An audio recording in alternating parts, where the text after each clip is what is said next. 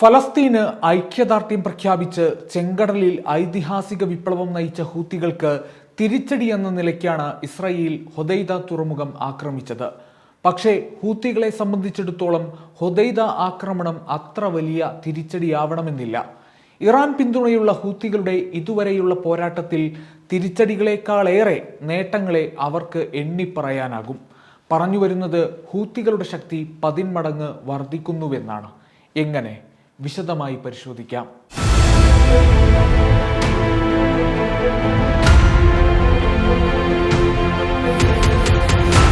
ഗസയ്ക്കെതിരെ ക്രൂരമായ വംശഹത്യ അഴിച്ചുവിട്ട ഇസ്രായേലിന് ഉപരോധമേർപ്പെടുത്തി സയനിസ്റ്റുകളുടെ സാമ്പത്തിക അടിത്തറ തകർക്കുകയെന്ന ലക്ഷ്യത്തോടെയാണ് ഹൂത്തികൾ ചെങ്കടലിലേക്ക് ഇറങ്ങിയത്. ഇറാൻ പിന്തുണയുള്ള മറ്റു പ്രതിരോധ ഗ്രൂപ്പുകളെക്കാളേറെ കൂടുതൽ സമ്മർദ്ദം ചെലുത്തിക്കൊണ്ട് ഹൂത്തികളുടെ ചെയ്തികൾ ഇസ്രായേലിനെ പരമാവധി വലച്ചു.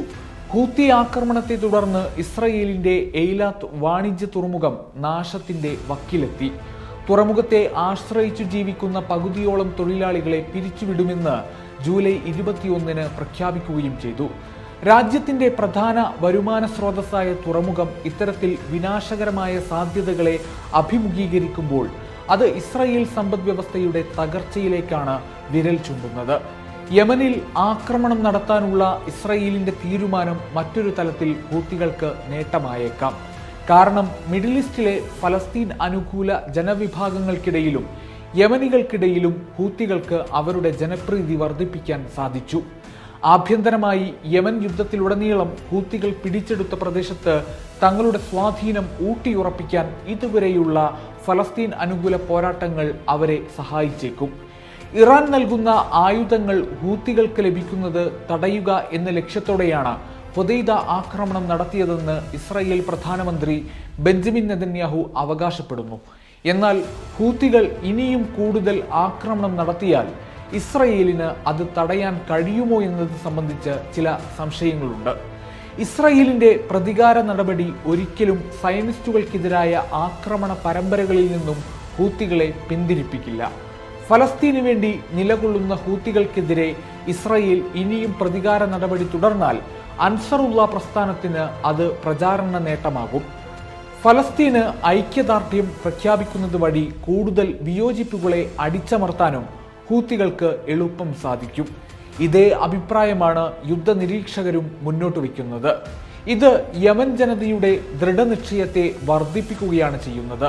ഇസ്രായേലിന്റെ ഹൊദൈദ ആക്രമണത്തിന് തൊട്ടുപിന്നാലെ ഹൂത്തി വക്താവിന്റെ പ്രസ്താവന ഇപ്രകാരമായിരുന്നു: ഫലസ്തീനികൾക്ക് ഐക്യദാർഢ്യം പ്രഖ്യാപിച്ചും യമനിലെ ഹൂത്തി ഭരണത്തിന് പിന്നിൽ ജനങ്ങളെ അണിനിരത്തിയും എല്ലാ വെള്ളിയാഴ്ചയും തലസ്ഥാനമായ സനായിൽ ദശലക്ഷക്കണക്കിന് യമനികളെ സംഘടിപ്പിച്ച് സംഘം പതിവായി മാർച്ച് നടത്തി വരികയാണ്. ഇസ്രായേലുമായുള്ള സംഘർഷങ്ങൾ വർദ്ധിക്കുന്നതിനിടയിൽ മേഖലയിലെ ഏറെ സ്വാധീനമുള്ള പ്രാദേശിക കക്ഷിയായി ഹൂത്തികൾ അവരുടെ പരിണാമം അടയാളപ്പെടുത്തുകയാണ്. ഹൂത്തികൾ ജാഫ എന്ന് വിശേഷിപ്പിച്ച ഇറാനിയൻ നിർമ്മിത സമദ് 3 ഡ്രോൺ ഏറെ നവീകരിക്കപ്പെട്ട മോഡലാണെന്ന് ഇസ്രായേൽ സൈന്യവും തിരിച്ചറിഞ്ഞിട്ടുണ്ട്. ഇത് സാങ്കേതികമായുള്ള ഹൂത്തികളുടെ വളർച്ചയെയും അവരുടെ കഴിവുകളെയും അടിവരയിടുന്നു. ഇതോടെ സമദ് 3 ഹൂത്തികളുടെ ആയുധശേഖരത്തിൽ പ്രധാനിയായി. അത്യാധുനിക ഇറാനിയൻ നിർമ്മിത ഡ്രോണുകളും ഉപരിതല മിസൈലുകളും കപ്പൽ വിരുദ്ധ മിസൈലുകളും ഹൈപ്പർസോണിക് മിസൈലുകളും മറ്റു യുദ്ധോപകരണങ്ങളും ഹൂത്തികളുടെ കൈവശമുണ്ടെന്നാണ് വിവിധ റിപ്പോർട്ടുകളും മറ്റും സൂചിപ്പിക്കുന്നത്. യമനിൽ സ്വാധീനം ഉറപ്പിക്കുന്നതിനും ചെങ്കടൽ വ്യാപാരത്തെ തടസ്സപ്പെടുത്തി ഇസ്രായേലിനെ പരമാവധി പ്രതിസന്ധിയിലാക്കുന്നതിനും ഈ ആയുധശേഖരം ഹൂത്തികൾക്ക് മുതൽക്കൂട്ടായി.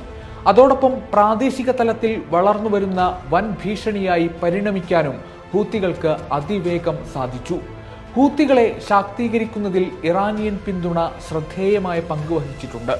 ഗസ യുദ്ധത്തിനിടയിൽ പ്രാദേശിക നാവിക പ്രവർത്തനങ്ങൾ ഏകോപിപ്പിക്കുന്നതിനായി ഈ വർഷം മാർച്ചിൽ ഇറാന്റെ ഇസ്ലാമിക് റവല്യൂഷണറി ഗാർഡ് കോർപ്സുമായും ഇറാഖ് ആസ്ഥാനമായുള്ള സഖ്യകക്ഷികളുമായും ഹൂത്തികൾ അവരുടെ ബന്ധം കൂടുതൽ ദൃഢമാക്കിയിട്ടുണ്ടെന്ന് അന്താരാഷ്ട്ര മാധ്യമങ്ങളിലെ ചില റിപ്പോർട്ടുകൾ സൂചിപ്പിക്കുന്നു. ഇറാന്റെ നേരിട്ടുള്ള മേൽനോട്ടമില്ലാതെ ഭാഗികമായി പ്രവർത്തിക്കുന്ന ഇറാന്റെ സഖ്യകക്ഷികൾക്കിടയിൽ വ്യക്തമായ ഒരു ഏകീകൃത സഖ്യമുണ്ട്. ഇസ്രായേലിനെതിരെയുള്ള ആക്രമണങ്ങൾ പ്രോത്സാഹിപ്പിക്കുന്നതിലും ഹൂത്തികൾ സുപ്രധാനമായ പങ്കുവഹിക്കാൻ ആഗ്രഹിക്കുന്നു. ഹുദൈദയ്ക്കെതിരായ ഇസ്രയേലിന്റെ ആക്രമണത്തിന് ഹൂത്തികളിൽ നിന്നും ഇറാൻ പ്രോക്സികളിൽ നിന്നും കനത്ത തിരിച്ചടിയുണ്ടാകുമെന്നും യുദ്ധനിരീക്ഷകർ ഇതിനോടകം മുന്നറിയിപ്പ് നൽകിയിട്ടുണ്ട്. സൗദി അറേബ്യയും US-ഉം UK-യും പരാജയപ്പെടുന്നിടത്ത് ഇസ്രയേലിന് വിജയിക്കാനാകുമോ എന്നത് വലിയ സംശയമാണ്.